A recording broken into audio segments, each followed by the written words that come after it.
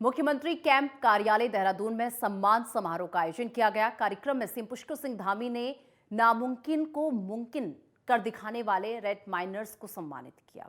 CM Pushkar Singh Dhami ने फूल मालाओं के साथ सभी रेड माइनर्स को सम्मानित किया और साथ ही सभी रेड माइनर्स को 51-51 हजार के चेक भी सम्मान के तौर पर दिए गए। हम आए थे यहाँ पे 24 तारीख की सुबह 5 बजे।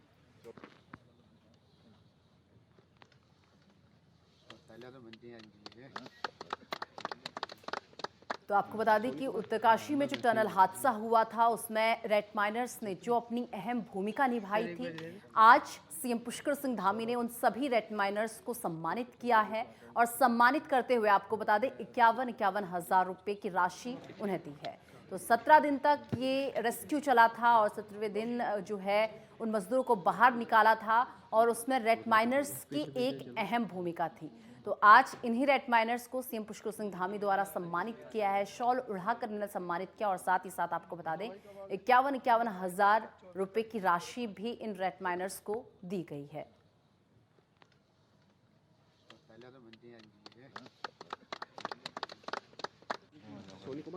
मैं भी ठीक हूँ भाई।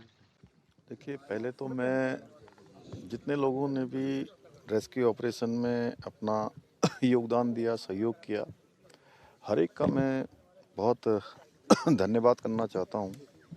सभी का धन्यवाद है, लेकिन विशेष कर से जो हमारे रेड माइनर्स हैं, इन्होंने अपनी जान की परवाह न करते हुए लगातार कठिन परिस्थितियों में, स्थितियों में अंदर जाकर खुदाई का काम किया, सफाई का काम किया, पाइप काटने का काम किया और अंत तक लगातार और बहुत ही कठिन परिस्थितियों में वो ऑपरेशन चला, उसको सफलता तक पहुंचाने में आपका बहुत बड़ा योगदान रहा। आज मैं सभी का अपनी तरफ से यहाँ अभिनंदन करता हूँ, उनका स्वागत करता हूँ। और चूँकि ऐसे लोग जो वास्तव में कहीं दिखाई नहीं दे रहे थे, लेकिन जो काम असली काम है उस काम को सिरे तक पहुंचा रहे थे, ये सब बधाई के पात्र हैं, अभिनंदन के पात्र हैं। सर एसडीआर और बीजेपी के राष्ट्रीय प्रवक्ता शहनवाज देहरादून पहुंचे, जहां उन्होंने मुख्यमंत्री आवास में सीएम पुष्कर सिंह धामी से मुलाकात की और इस दौरान उन्होंने मुख्यमंत्री से तमाम सामाजिक मुद्दों पर चर्चा की।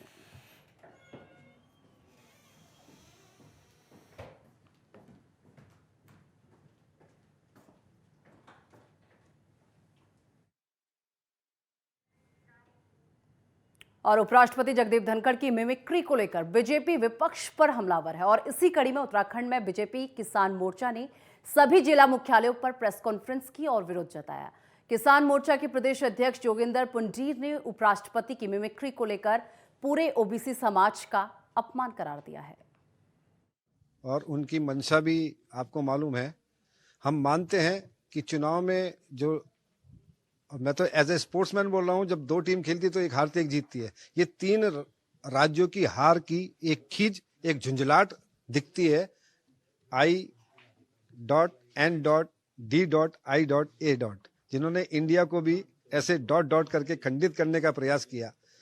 जो अभी आपको जातिगत जनगणना में उलझा रहे थे, एक गरीब किसान का बच्चा, एक साधारण परिवार का बच्चा, एक ओबीसी वर्ग का बच्चा अपनी मेहनत पे, अपनी काबिलियत पे है, बहुत ही सम्मानित पद पे उपराष्ट्रपति और राज्यसभा के सभापति के पद पर पहुंचा हो, उसका ऐसा अभद्र टीका टिप्पणी, उनकी नकल करते, जो उनकी मिर्मिकी जो उनका बनाया है, वो घोर निंदनीय है। मैं परमपिता परमेश्वर से प्रार्थना करता हूं कि भगवान सबको सद्बुद्धि दे, ऐसा आचरण किसी के साथ ना हो। जो इतने अच्छे पद को सुशोभित करने वाले साधारण परिवार के लोग गए, उनका तो हमें उत्साहवर्धन करना चाहिए। उनसे हमें उनको अपना प्रेरणा स्रोत मान के, अपना मार्गदर्शक मान के, नौजवान नौनिहाल अच्छे रास्ते पे चल रहे हैं, उनके साथ अगर जो ऐसा करेंगे तो इन पे इनकी घोर निंदा हम भारतीय जनता पार्टी किसान मोर्चा के लोग करते हैं। पूरे भारतवर्ष का किसान वर्ग इसकी घोर निंदा करता है। उत्तराखंड में भी बीजेपी लोकसभा चुनाव की तैयारियों में जुटी हुई है। लोकसभा चुनाव से पहले बीजेपी ने कांग्रेस के कुनबे में सेंध लगाई है और कांग्रेस नेता महेंद्र राणा समेत 108 लोगों ने आज बीजेपी की सदस्यता ग्रहण की है और बीजेपी के प्रदेश अध्यक्ष महेंद्र भट्ट ने उन्हें पार्टी की सदस्यता दिलाई। तो 108 लोगों ने आज बीजेपी का दामन थामा है और बीजेपी प्रदेश अध्यक्ष की तरफ से उन्हें ये सदस्यता दिलाई गई है। 108 ऐसे लोग हैं जिन्होंने आज बीजेपी का दामन थामा। कांग्रेस के कुनबे में बीजेपी ने ये बड़ी सेंध लगाई है, जहां पर 108 ऐसे लोग हैं जिन्होंने आज बीजेपी का दामन थामा। प्रदेश अध्यक्ष महेंद्र भट्ट द्वारा इन सभी 108 सदस्यों को बीजेपी की सदस्यता दिलाई गई। कि अब आगामी दिनों में लोकसभा का चुनाव भी है, साथ साथ स्थानीय निकाय के चुनाव भी हैं, भविष्य में पंचायत के चुनाव भी हैं, तो हमारा कुनबा बढ़ रहा है। ये हम सबके लिए बहुत अच्छा विषय है और हमने कोशिश की है कि एक एक व्यक्ति किसी भी दल में हो, वो जो बीजेपी के अंदर, हाँ ठीक है, हम उसके, क्योंकि महेंद्र राणा जी लंबे समय से चर्चा चल रही थी, हमने जनप्रतिनिधियों का कार्यक्रम तो लेट क्यों किया, तो एक एक व्यक्ति के बारे में हम भी मूल्यांकन करते हैं। मूल्यांकन के बाद ही कार्यकर्ता को हम ज्वाइन कराते हैं। और मैं आपको कह सकता हूँ जितनी बड़ी संख्या में लोग, आज से प्रक्रिया प्रारंभ हुई है। अभी पौड़ी लोकसभा, अभी टिहरी लोकसभा, हरिद्वार के अंदर भी बड़ी संख्या में सूची है। हमारे आदित्य जी उस सूची को देख रहे हैं और धीरे धीरे बड़ी संख्या में, मैं कह सकता हूँ कम से कम वर्तमान जनप्रतिनिधि, पूर्व प्रतिनिधियों में से लगभग 70% प्रतिनिधियों को हम भारतीय जनता पार्टी से जोड़ेंगे। ये मैं पहले से ज्वाइन करना चाह रहा था, लेकिन कुछ परिस्थितियाँ ऐसी हुई कि नहीं ज्वाइन कर पाए। आप देखिए, मैंने तो 8 महीने पहले इस्तीफा दे दिया था और आज मैंने ज्वाइन किया है। तो इसीलिए किया है कि मैं माननीय अध्यक्ष जी के जो यहाँ भाजपा की कार्यशैली है, माननीय मुख्यमंत्री जी प्रदेश में, क्योंकि मैं 4थी बार ब्लॉक प्रमुख हूँ और कार्य जो मैं देख रहा हूँ कि पहले भी काम होते थे, आज भी काम हो रहे हैं और बड़े अच्छे तरीके से हो रहे हैं। हमको बड़ा सपोर्ट मिल रहा है ब्लॉकों में, तो इसलिए मेरे को ये लगा कि अब मुझे ज्वाइन कर लेनी चाहिए और मैं और अच्छा काम कर सकता हूँ अपने क्षेत्र में। और बुलेटिन में वक्त एक छोटे से ब्रेक का, ब्रेक के बाद फोन हासिल होता है।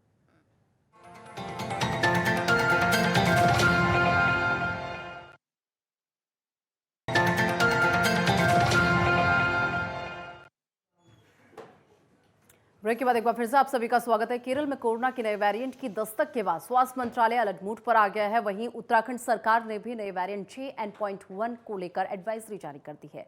सरकार ने सभी जिलों को अलर्ट पर रहने के निर्देश दिए हैं और साथ ही अस्पतालों में व्यवस्थाएं दुरुस्त रखने के भी निर्देश दिए गए हैं। नोडल अधिकारी डॉक्टर पंकज सिंह ने इस बाबत जानकारी दी। उन्होंने कहा कि उत्तराखंड में नए वेरिएंट का मामला भी सामने नहीं आया है। हालांकि नए वेरिएंट के मद्देनजर तैयारियां पुख्ता की जा रही हैं। इसमें जब कोविड की दूसरी वेव आई थी, उस समय पर काफ़ी तैयारियां की गई थी और काफ़ी इंफ्रास्ट्रक्चर भी डेवलप हुआ था। और आज के डेट में भी भारत सरकार के दिशा निर्देश अनुसार रेगुलरली मॉक ड्रिल्स की जाती हैं। वो इसलिए की जाती हैं ताकि वो स्ट्रक्चर, जो इंफ्रास्ट्रक्चर मेंटेन रहे। अभी दिसंबर 2018 में भी ये मॉक ड्रिल की गई और देखा गया कि सारा इंफ्रास्ट्रक्चर हमारा मौजूद है। इंफ्रास्ट्रक्चर, यदि इस तरह का कोई स्थिति आती है तो उससे निपटने के लिए हम लोग पूरी तरीके से तैयार हैं। उत्तराखंड मौसम विभाग ने एक बार फिर मौसम का पूर्वानुमान जारी किया है। मौसम विभाग के मुताबिक आने वाले 1 से 2 दिनों तक प्रदेश में बारिश और बर्फबारी देखने को मिल सकती है। वहीं 24 दिसंबर में मौसम विभाग ने प्रदेश भर में मौसम साफ रहने का अनुमान जताया है।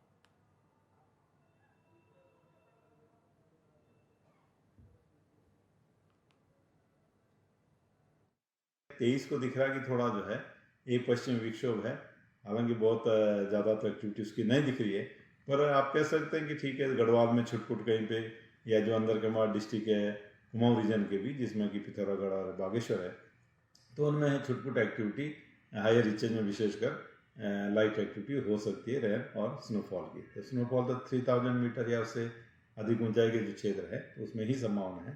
तो आप ये कह सकते हो जो अंदर के डिस्ट्रिक्ट हमारे उत्तरकाशी, चमोली, पिथौरागढ़, रुद्रप्रयाग या बागेश्वर, इनमें थोड़ी हल्की बारिश और बर्फबारी की संभावना कहीं कहीं पर होगी, ऐसा नहीं कि बहुत ज़्यादा कुछ है।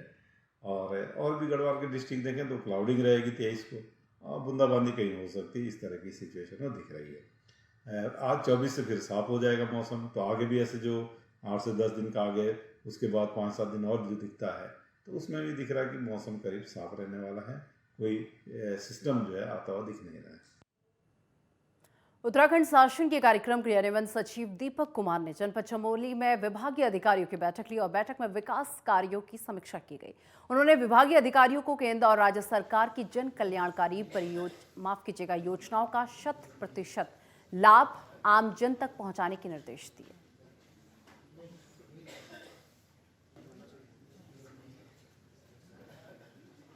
जिला मुख्यालय में बैठक लेने से पहले मैंने 3 ब्लॉक जो जिला चमोली के इस समय हैं, कर्णप्रयाग ब्लॉक, नारायणबगड़ ब्लॉक और दसोली ब्लॉक, इन तीनों ब्लॉक में प्रैक्टिकली निरीक्षण करने के बाद मैं मुख्यालय में आया और वहाँ जनता से जो संवाद मैंने किया है, मैं चोपता गांव में रात्रि विश्राम किया है, सोल्टा गांव में लोगों से जन संवाद किया है और यहाँ पे अभी मैं आज वन विकास मेले में भी शामिल हुआ था, तो वहाँ भी जनता और जनता के प्रतिनिधियों से मिलने का मौका मिला। तो उसमें जो लोग वहाँ पे समस्याएं बताते हैं उन सब का संकलन करके यहाँ पे आज अधिकारियों को यथा दिशा निर्देश दिए गए।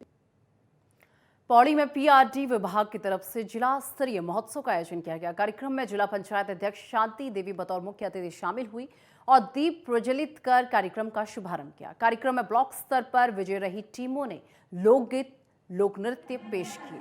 वहीं जिला स्तर पर पहले स्थान पर रहने वाली टीम प्रदेश स्तर की प्रतियोगिताओं में हिस्सा लेंगी।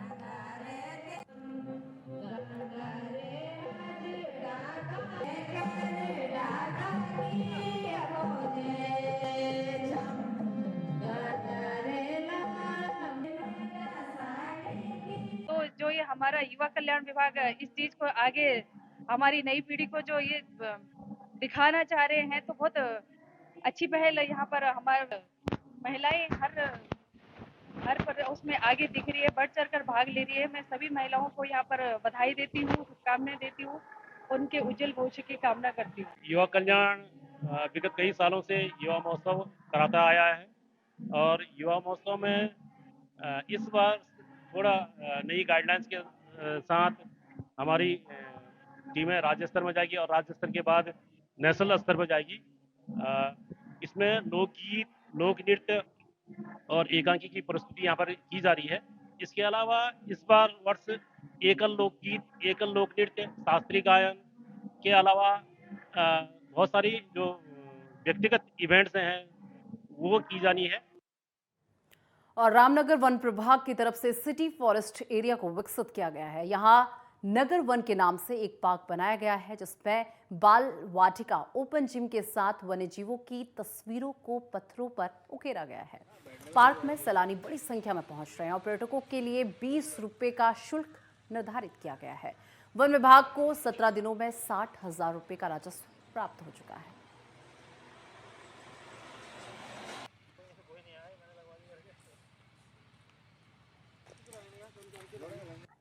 लगभग लास्ट 17 दिसंबर 1 को हम ये नगर वन खोले थे, तो तब से पर्यटकों का जो आना जाना है वो बढ़ता ही जा रहा है, क्योंकि ये नया एक इको पार्क है, तो अभी तक जानकारी भी कम था। बट लास्ट संडे जो 17 तारीख को लगभग 800 से 900 लोग आए, बच्चों को भी मिलाकर, तो 800 से 900 हमारे अडल्ट प्लस चिल्ड्रन आए।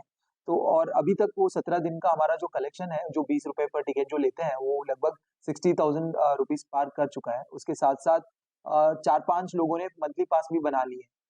तो यही लगता है कि आने वाले दिन में इसका और भी पर्यटक आएंगे और इसका रेवेन्यू भी बढ़ता जाएगा। उत्तराखंड के ऊखीमठ में अनुकूल बर्फबारी न होने से हिमालयी भूभाग बर्फबारी विहीन होने के कारण पर्यावरणविद खासे चिंतित दिखाई दे रहे हैं। दिसंबर माह के तीसरे सप्ताह में भी मौसम के अनुकूल बर्फबारी व बारिश न होने से ग्लोबल वार्मिंग का खासा असर देखा जा रहा है और हिमालय क्षेत्रों व प्रकृति पर लगातार ग्लोबल वार्मिंग का असर पड़ना भविष्य के लिए शुभ संकेत नहीं है।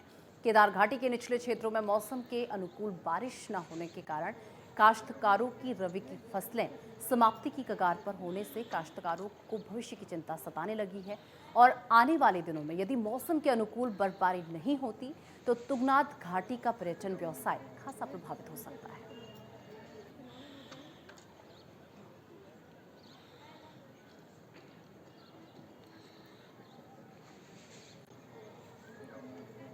मौसम के अनुकूल बर्फबारी व बारिश न होने के कारण पर्यावरणविद खासे चिंतित नजर आ रहे हैं और इससे कहीं ना कहीं ग्लोबल वार्मिंग की तरफ इशारा किया जा रहा है कि अनुकूल बारिश और बर्फबारी नहीं हो रही, जिसके कारण ग्लोबल वार्मिंग का असर जो है दिखने लग गया है और अगर स्थिति यही रहती है तो आने वाले समय में फसलों पर भी इसका सीधा सीधा असर पड़ता हुआ नजर आएगा। इससे काश्तकारों की चिंता बढ़ गई है। काश्तकार भविष्य को लेकर चिंतित दिखाई दे रहे हैं।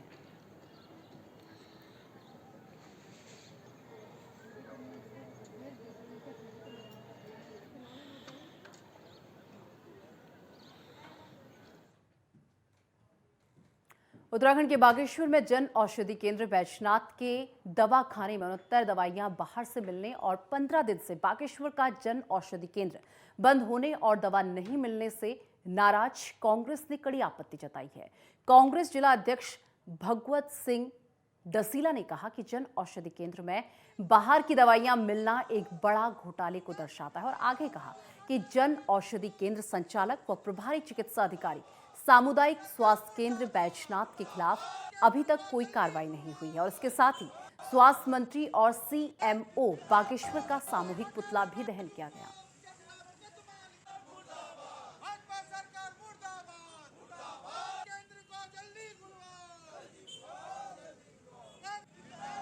जन औषधि केंद्र आपको बता दें कि 15 दिनों से बंद है, जिसके कारण दवाइयां नहीं मिल पा रही और 15 दिनों से किसी प्रकार की कोई दवा नहीं मिल पा रही, जिसके कारण कांग्रेस में इस वक्त खासा आक्रोश देखने को मिल रहा है।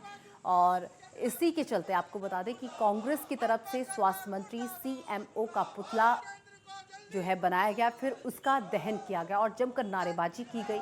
तस्वीरें आप तक पहुंचा रहे हैं, जहां पर आप देख सकते हैं कि किस तरीके से सीएमओ और स्वास्थ्य मंत्री का पुतला बनाया गया, जिसे दहन किया गया। कांग्रेस में जो है खासा आक्रोश जो है देखने को मिल रहा था। 15 दिनों से आपको बता दें कि जन औषधि केंद्रों में ताला लगा हुआ है, बंद पड़े हैं और कोई भी दवाइयां उपलब्ध नहीं हो पा रही। देखिए, बैजनाथ सामुदायिक स्वास्थ्य केंद्र में एक जन औषधि केंद्र जो इनके द्वारा खोला गया, उसमें 140 दवाइयां जो हैं बाहर की मिली और उसके बावजूद भी जो है इतने घपलेबाजी वहां पर हुई, घोटालेबाजी वहां पर हुई। उसके बावजूद भी उनके संचालक के खिलाफ और वहां के जो जिम्मेदार अधिकारी हैं उनके खिलाफ कोई भी मुकदमा न दर्ज किया गया अभी, और न जो संचालक हैं उनके खिलाफ कोई मुकदमा दर्ज किया गया। बागेश्वर का जन औषधि केंद्र है वो 16 दिन से बंद है और आम जनता जो है उसके लिए परेशान है।